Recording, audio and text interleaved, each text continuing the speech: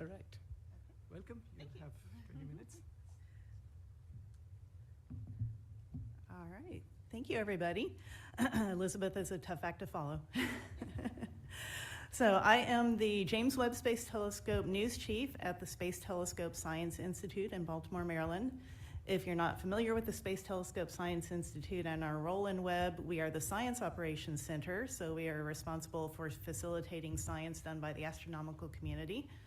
We're also home to the Mission Operations Center, or Mission Control for Webb, and most importantly for this talk, we are the disseminators of all science news coming from Webb, including the first images and spectra. So today I'm going to give you a little behind-the-scenes look at those first images and spectra, how it came about, and share some of our best practices and lessons learned in the hopes that you can use them if you are doing a similar complex high-profile event. So I will never forget the day, December 25th, 2021, Christmas Day, when we had liftoff of the Webb Space Telescope, a picture-perfect launch from Arianespace, so thank you very much for that.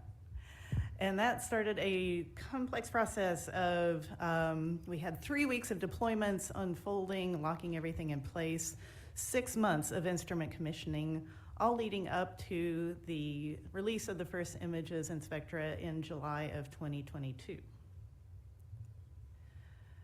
So we called those first images and spectra the early release observations, and they had several goals.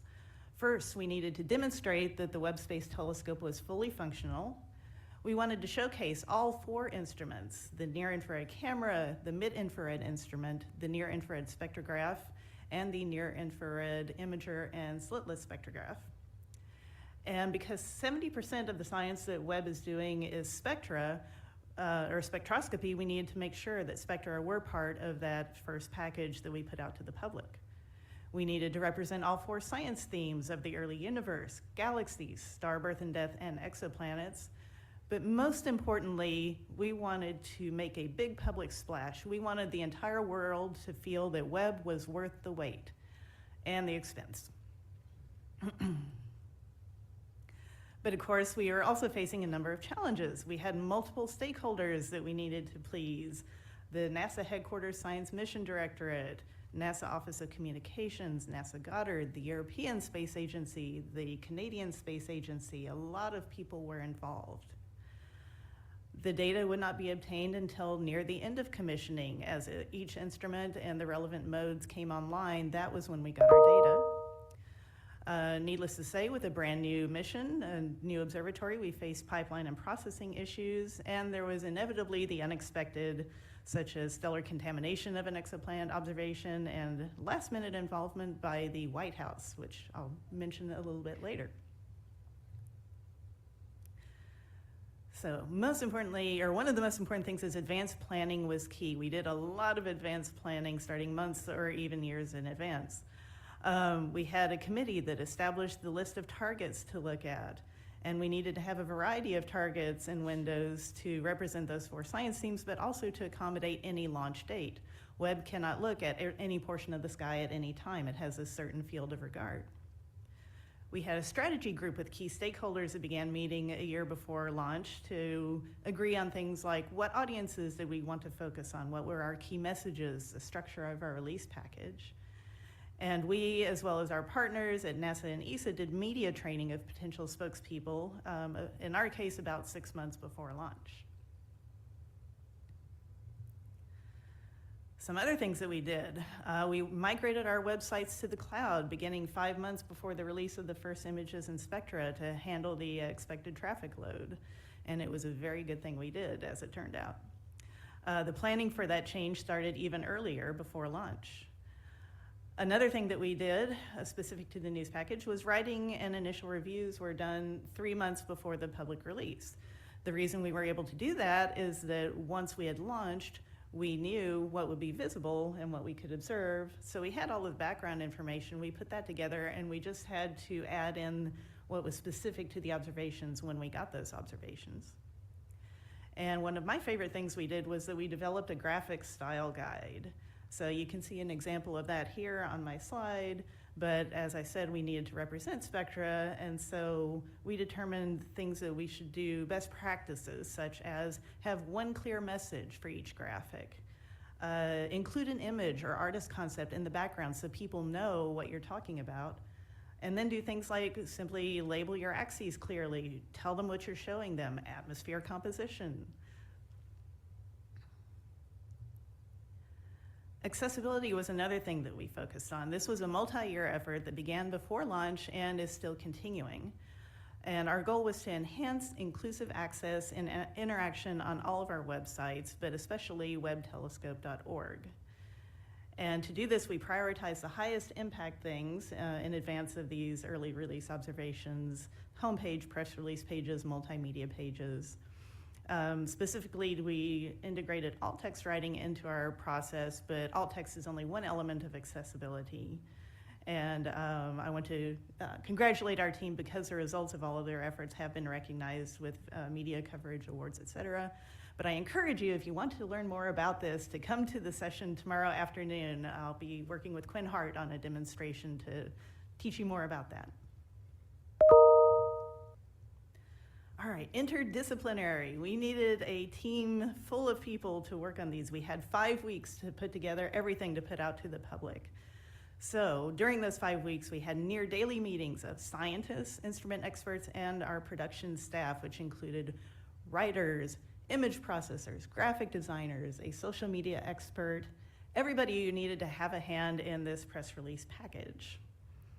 And you can see some examples here of the way that people came together. We had a near-cam expert in image processors working on alignment and mosaics, near-spec, scientist graphics designer on deep field spectra, scientist writers, image and graphics team, et cetera. And just as a side note, this was also an opportunity for media participation. We had some documentary crews that came in, attended these meetings, and documented them, with, of course, the understanding that they would not release anything until after the public data release. Whoa, what happened? Okay. So sneak peek to remind me to say in segue that here's a couple of examples of specific ways that our team worked together to make things happen. So here's your behind the scenes. All right, image coming in. One of the first issues that we had was with mosaics and image alignment.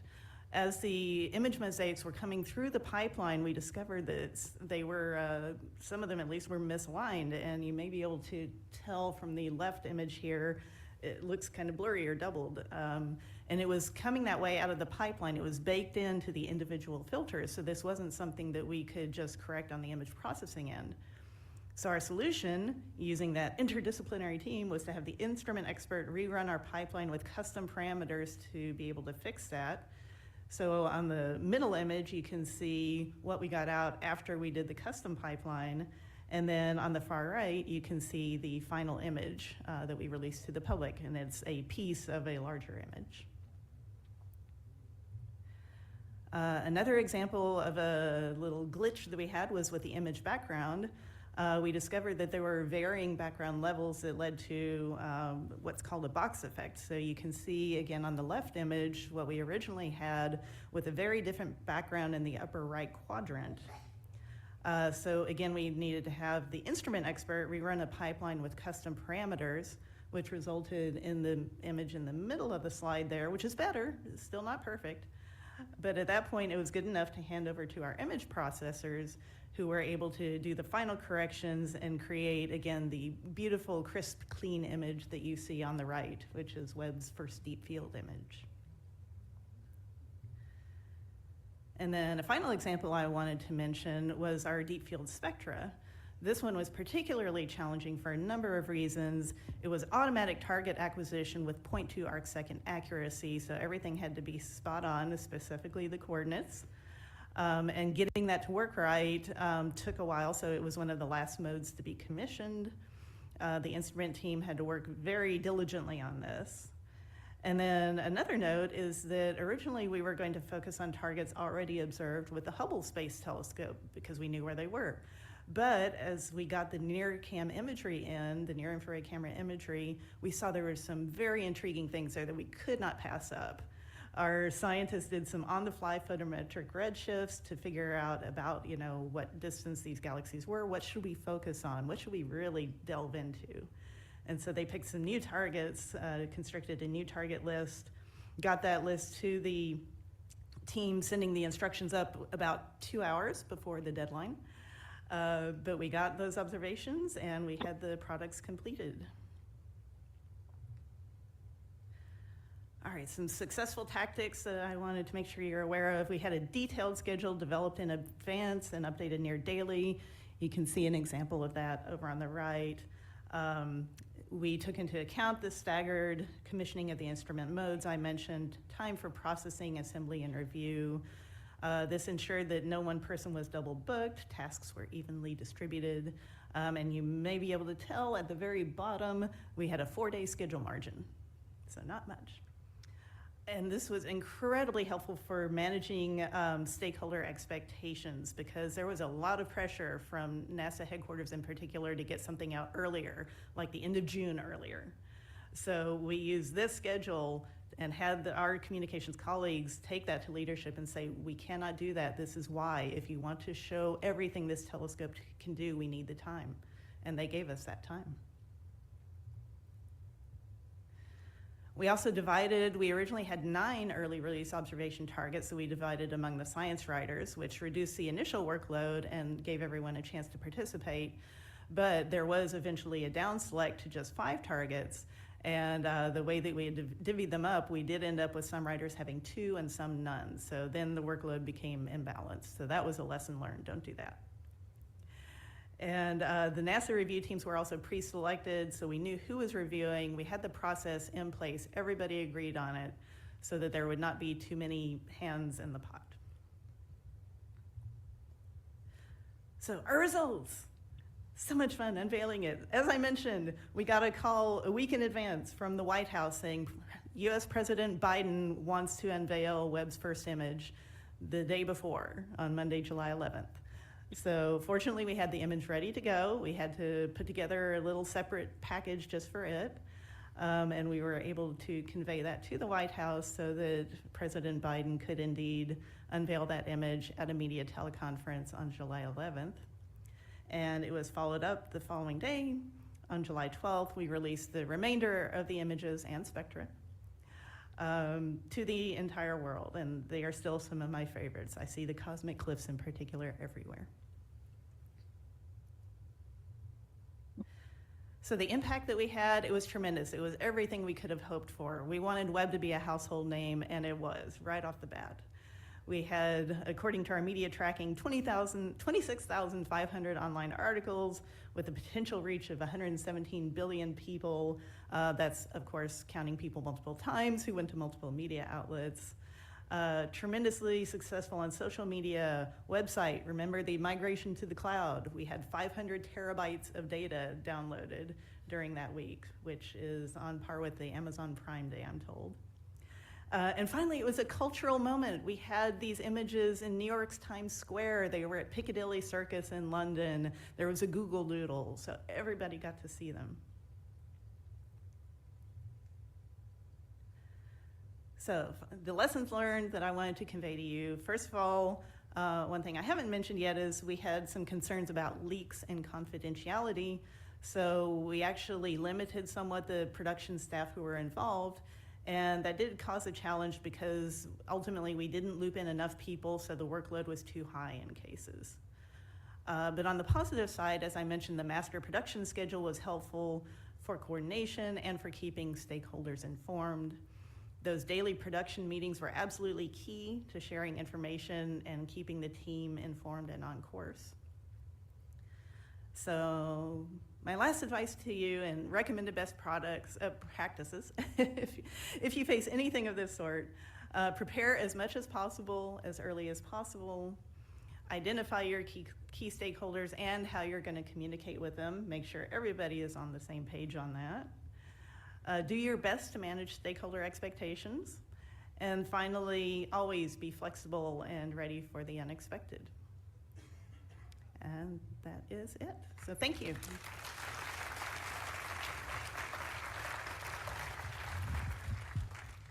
Thanks for sharing your amazing work and the lessons learned.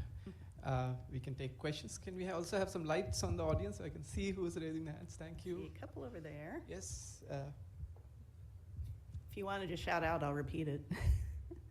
We have the online audience who would then not be able to hear, so since it's a hybrid meeting. Anybody has a mic we can pass on to them?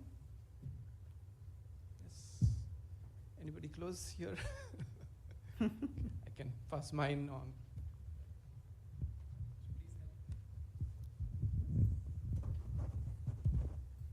One moment while the microphone makes its way back.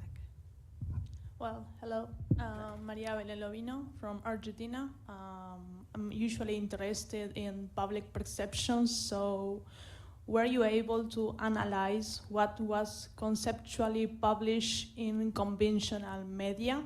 So what came conceptually in the newspaper, for example? Conceptually, we didn't formally measure that. It was really more of a, what's the word I'm looking for, but kind of an impressional thing. I mean, certainly it was all a very positive result. We were on front pages of newspapers around the world. And so just the actual, numbers that we had in terms of impact on regular media, social media, et cetera, was very large. But yeah, it certainly was overall a very positive reaction, I think. People were excited and they really wanted more. I mean, we found the demand for additional news in the subsequent weeks and months to be incredibly high. So we thought we would have a break and then the science would start. There was no break.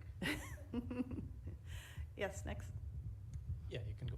Hi, I'm Madhapon from Thailand. I'm just wondering, so how many staff do you have total working on this, and are they full-time staff? Do they, besides web, what are the other responsibilities? Oh, that is an excellent question. We do benefit from a good-sized staff. We have about 50 people in the Office of Public Outreach altogether. Not everybody was intimately involved with the James Webb Space Telescope, but that's not the only mission we're responsible for. We do the Hubble Space Telescope, Webb, Roman Space Telescope Science Operations Center. Am I forgetting one? Those are the main missions. We have the Mikulski Archive for Space Telescopes, and we are also a partner in NASA's Universe of Learning. So we do have a number of different things that we are involved with. We'll take one last question before the coffee break. Thank you. Jose Pinto from Rubin Observatory. I wanted to ask you, how do you evaluate the level of impactfulness from the traditional media versus the social media on your case? It is a challenge. There are a variety of media tracking services. We use one called Critical Mention at the moment. So that can give us the traditional media, online articles, television, radio, and then on social media, there are the usual analytics that's offered by Facebook, former Twitter, et cetera. Like many people, we're evolving in the social media area, shifting more to blue sky threads, things like that, some of which don't offer those analytics yet. But those are the key numbers that we like to provide. The academic world likes numbers, and so whenever we are able to provide those analytics, we certainly do. Thank you. Thank you, Christine.